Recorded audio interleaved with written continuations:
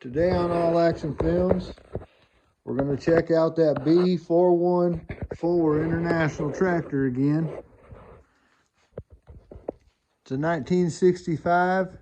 We got a lot of views on YouTube about it, and this is going to actually be our second startup on it.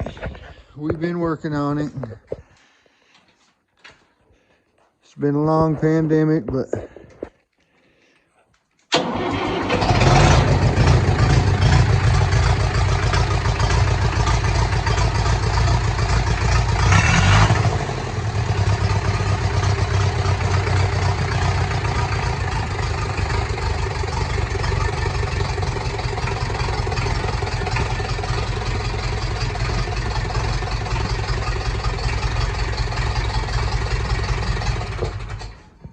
well, there you go.